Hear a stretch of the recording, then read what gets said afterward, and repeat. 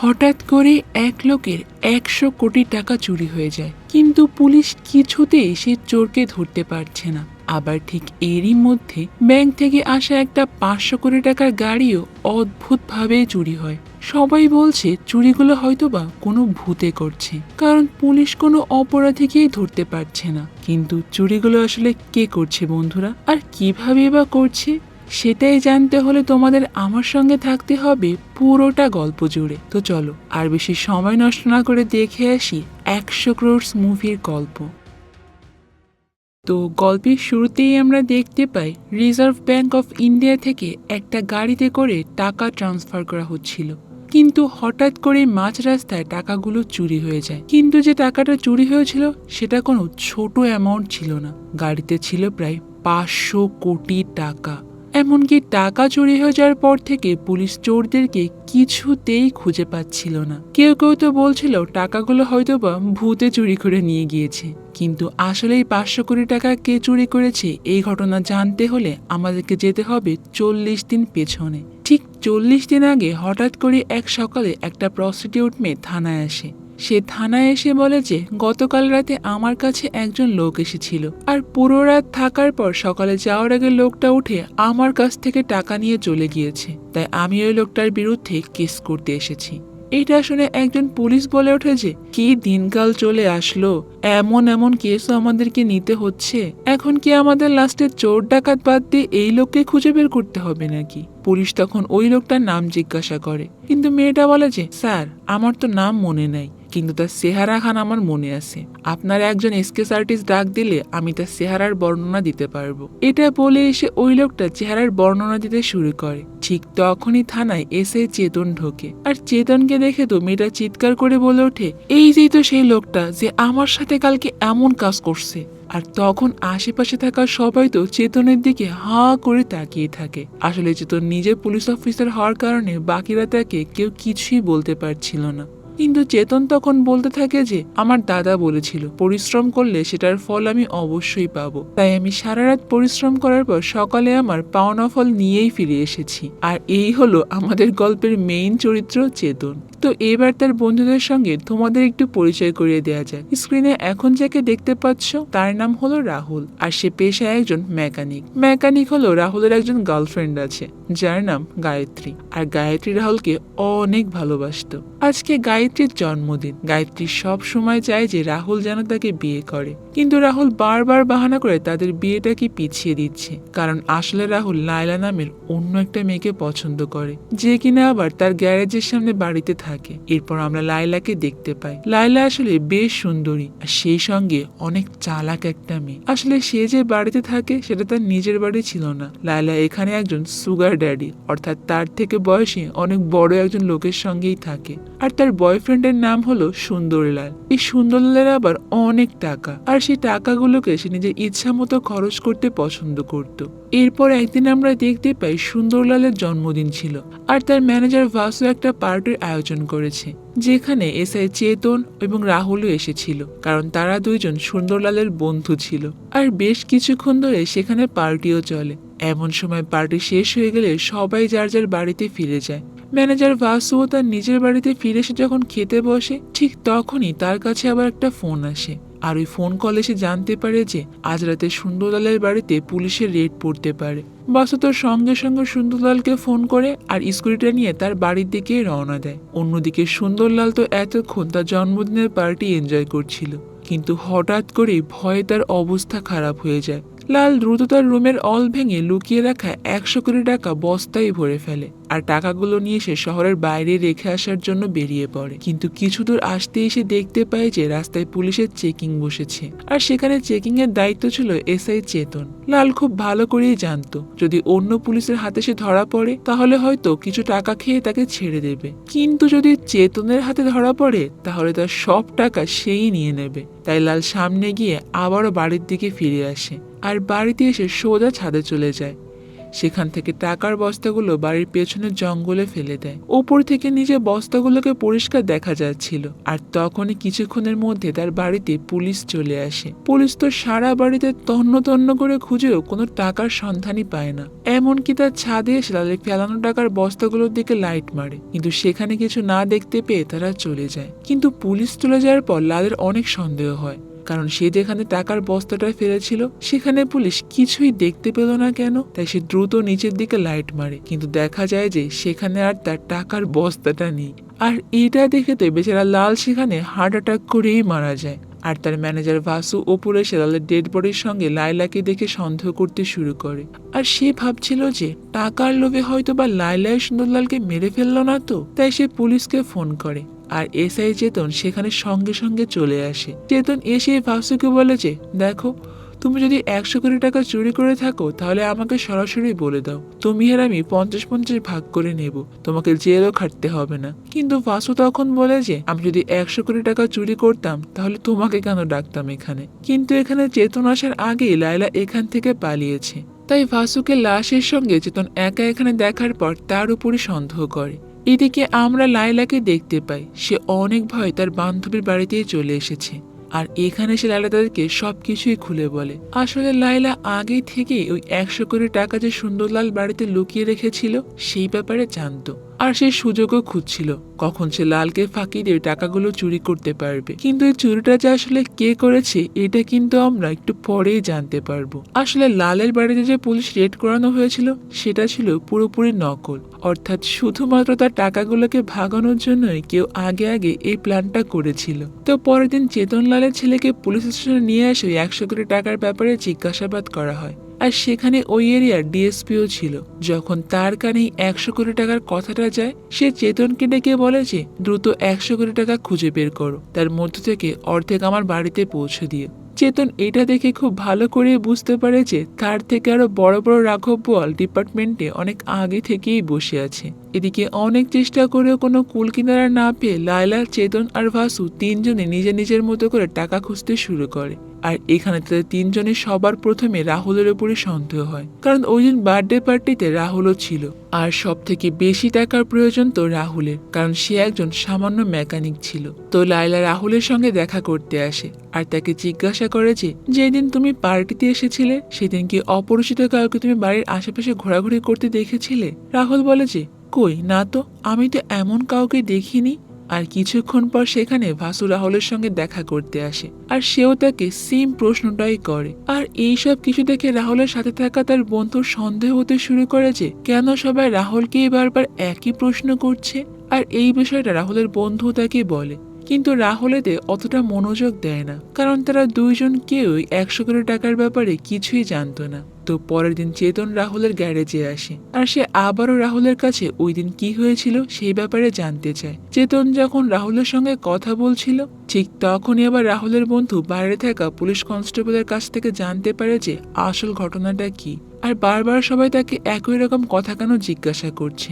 তখনই police constable তাকে বলে যে সুন্দরলালের 100 কোটি টাকা চুরি হয়ে গিয়েছে, আর সেটা খুঁজতেই এত আয়োজন। এটা শোনার পর রাহুলের বন্ধু পুলিশ সেখান থেকে চলে যাওয়ার পর সঙ্গে সঙ্গে রাহুলের কাছেই আসে, আর তাকে ওই 100 কোটি টাকার ব্যাপারে সবকিছু খুলে বলে।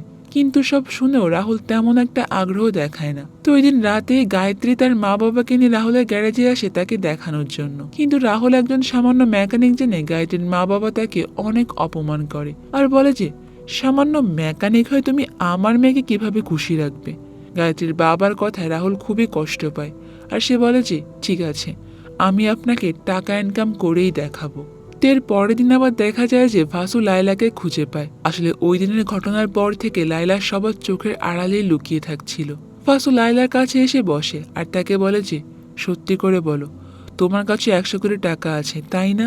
তুমি আমাকে ওটা দিয়ে দাও, আমরা ওটা অর্ধেক ভাগাভাগি করে নেব। আর ঠিক তখন এবার সেখানে চেতন চলে আসে। সে আগে থেকে সব কথাগুলো শুনে ফেলেছিল, তাই চেতন সেখানে সে লায়লাকে প্রস্তাব দেয়, চলো এক কাজ করি, আমরা 3 জন মিলে একসঙ্গে টাকাটা খুঁজি, যদি পেয়ে যাই তাহলে সমান সমান 3 ভাগ করে নেব। আর চেতনের এই শর্তে বাকিরাও রাজি হয়ে যায়। আর তারা যখন ভাবতে থাকে তখন সবার আগে তাদের সন্দেহ গিয়ে পড়ে রাহুলের ওপরই। আর ঠিক এরপরের দৃশ্যে আমরা দেখতে পাই যে আসলে সত্যি সত্যি রাহুলই 100 কোটি টাকা চুরি করেছিল। সেখানে আমরা দেখতে পাই রাহুল তার গ্যারেজের পুরাতন টায়ারের ভাঁজে ভাঁজে ওই টাকাগুলোকে লুকিয়ে রেখেছিল। রাহুলের বন্ধু যখন এটা জানতে পারে তার তো বিশ্বাসই হচ্ছিল না, কারণ তার মনে হচ্ছিল যে সে যেন স্বপ্ন দেখছে। কিন্তু এই খুশি আবার তাদের বেশিক্ষণ স্থায়ী থাকে না, কারণ পরের দিনে চেতন পুলিশ ফোর্স নিয়ে রাহুলের সম্পূর্ণ গ্যারেজ চেক করতে শুরু করে। কিন্তু অনেক খোঁজাখুঁজি করার পরও সে কোথাও টাকাটা পায় না। এদিকে সেই ডিএসপিও আর কোনো উপায় না দেখে এক এক করে ভাসু, লায়লা আর রাহুলের বন্ধুদেরকে থানায় ডেকে নিয়ে নিজেই জিজ্ঞাসাবাদ করা শুরু করে। কিন্তু তাদের কারো কাছ থেকেই সে কিছুই জানতে পারে না। থানা থেকে বের হয়ে রাহুলের বন্ধুদেরকে জিজ্ঞাসা করে যে তুই এতগুলো টাকা কোথায় লুকিয়েছিস। আর তারা যখন এইসব কথা বলছিল ঠিক তখনই আবার তাদের গ্যারেজে একটা গাড়ি ঠিক করার জন্য লোক আসে। আর রাহুল যখন ওই গাড়ির ওপরের অংশ খোলে সঙ্গে সঙ্গে ভেতর থেকে সব টাকাই বেরিয়ে আসে। আসলে রাহুল খুব আগে থেকেই বুঝতে পেরে গিয়েছিল তাকে সবাই সন্দেহ করতে শুরু করেছে। তাই সে বেশ কয়েকদিন ধরে তার গ্যারেজে ঠিক করাতে আসা গাড়িগুলোর ভেতরে অল্প অল্প করে টাকা লুকিয়ে রাখা শুরু করে। সেই সঙ্গে সে গাড়িগুলোকে ঠিক করার সময় এমন কিছু সমস্যা রেখে দেয় যেগুলোর কারণে গাড়িটা আবার খুব দ্রুত নষ্ট হয়ে যাবে। আর ঠিক তার প্ল্যান মতোই সবকিছু হচ্ছিল। রাহুলের এইসব মাস্টার প্ল্যান শুনে তো তার বন্ধু একেবারেই চমকে যায়। সে রাহুলকে বলেছে চল আমরা এতগুলো টাকা নিয়ে বিদেশ চলে যাই। আর তার বন্ধুর কথায় রাহুল রাজিও হয়ে যায়। তারা দুইজন তো অনেক খুশি খুশি একটা বাড়ি এসে ড্রিঙ্কস করতে থাকে।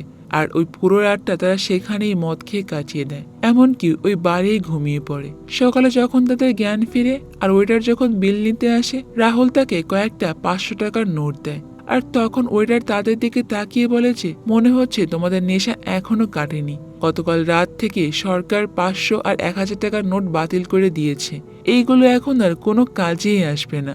এটা শুনে তো রাহুল আর তার বন্ধুর মাথায় যেন আকাশ ভেঙে পড়ে, কারণ তারা ভাবছিল যে টাকার জন্য তারা এতদিন ধরে কষ্ট করলো তার এখন কোনোই দাম নেই। অন্যদিকে এই খবর শুনে তো চেতন অনেক খুশি হয়ে যায়, কারণ সে ভালো করে জানতো নোট বন্ধ করে দেওয়ার কারণে যে এত বড় চুরি করেছে তার অবশ্যই ব্যাংকে গিয়ে নোটগুলোকে পাল্টে নিতে হবে। আর কোনো ব্যাংকে গিয়ে কেউ যদি এত পরিমাণ টাকা একসঙ্গে পাল্টায় তাহলে সেটা অবশ্যই কারো না কারো নজরে পড়বে। আর এই জন্য তাদের ডিএসপি তখন ওই এলাকার সব ব্যাংক ম্যানেজারদেরকে ডাক দেয়। সব ম্যানেজাররা বলতে শুধুমাত্র তারা দুর্নীতি করতো তাদেরকেই, কারণ কোনো সৎ ম্যানেজার তো অবশ্যই আর এই কাজ করবে না। আর এরপর আবার তাদের উপর নজরদারিও শুরু হয়ে যায়।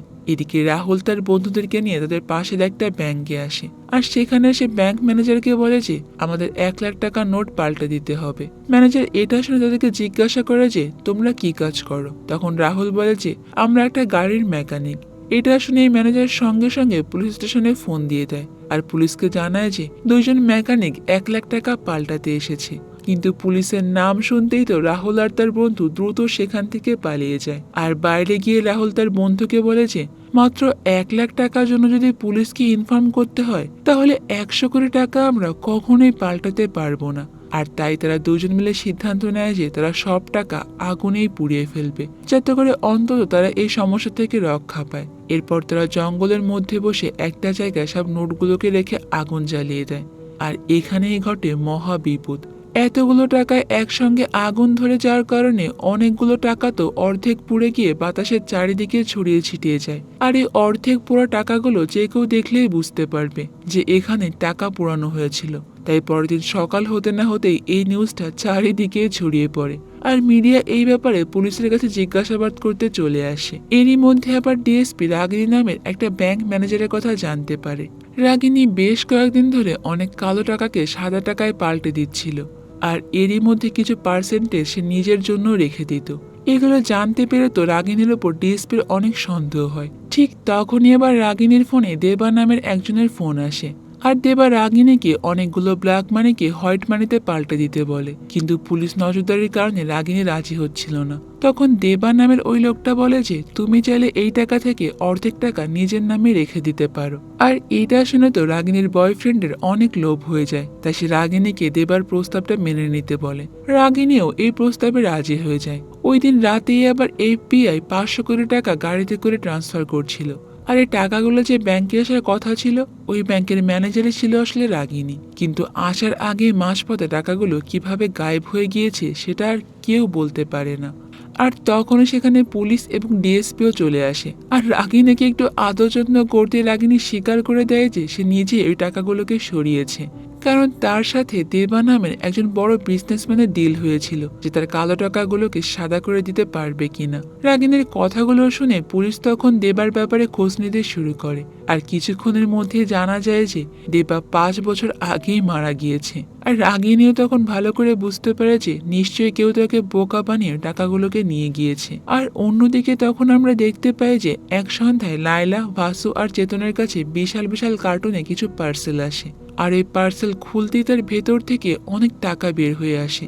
আর এই প্রত্যেকটা বক্সের সঙ্গে আবার একটা করে চিঠিও ছিল। সেখানে লেখা ছিল যে এই টাকাগুলো পুরোটাই তোমাদের, কিন্তু কখনো এটা খুঁজে বের করার চেষ্টা করো না যে কে তোমাদেরকে টাকাগুলো পাঠিয়েছে।